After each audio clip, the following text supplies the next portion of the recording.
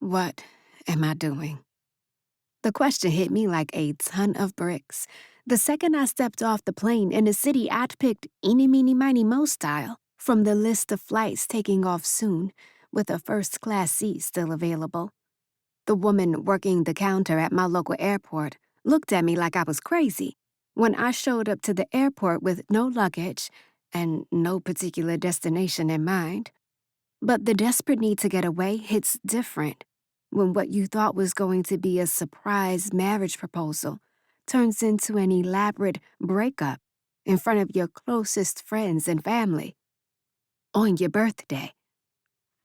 I could still hear Thad's voice in my head, could still smell the cologne he'd worn lingering around me when he grabbed my hand and started, "Ryan, you mean the world to me, and I'm so glad I've been able to spend these last 3 years with you. I've watched you learn, I've witnessed your growth, I've been inspired by you.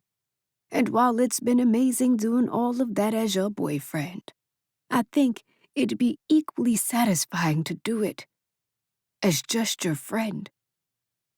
Because of how everyone assumed his little speech would end, there were cameras in my face recording my reaction, people applauding and cheering. Hell, even my own mama was in tears getting ready to sing Thad's praises until I slapped his ass and took off running.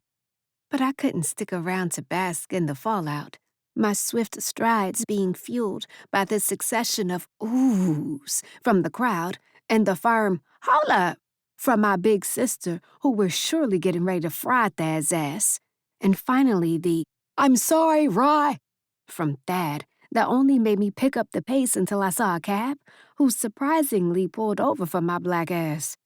Thank God. When he asked where I was headed, I didn't know what to say. All of my friends were still inside of the restaurant, so I couldn't go to any of their houses. Same went for my family.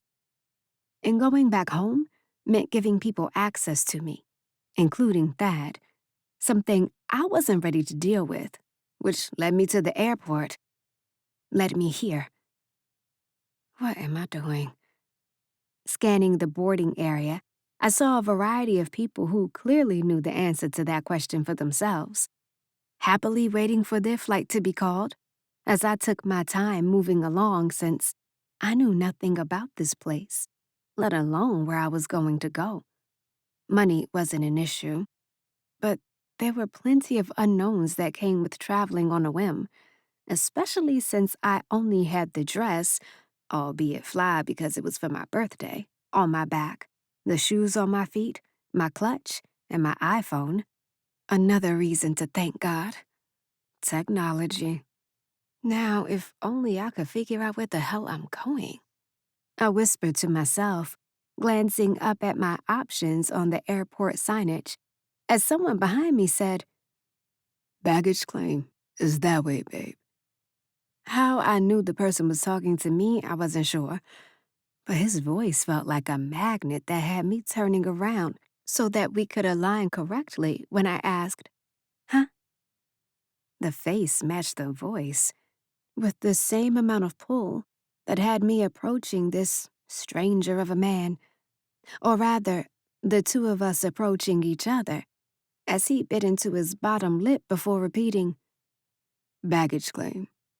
That's usually what people are looking for when they first step off the plane without a carry-on. You were just on that flight from Chicago, right?" For reasons that are embarrassing beyond belief.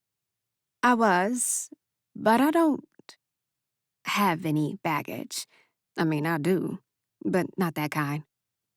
Just the thought of the exact kind of baggage I had made me sick, and I must have been wearing that feeling on my face since the stranger man returned my expression with an empathetic one of his own.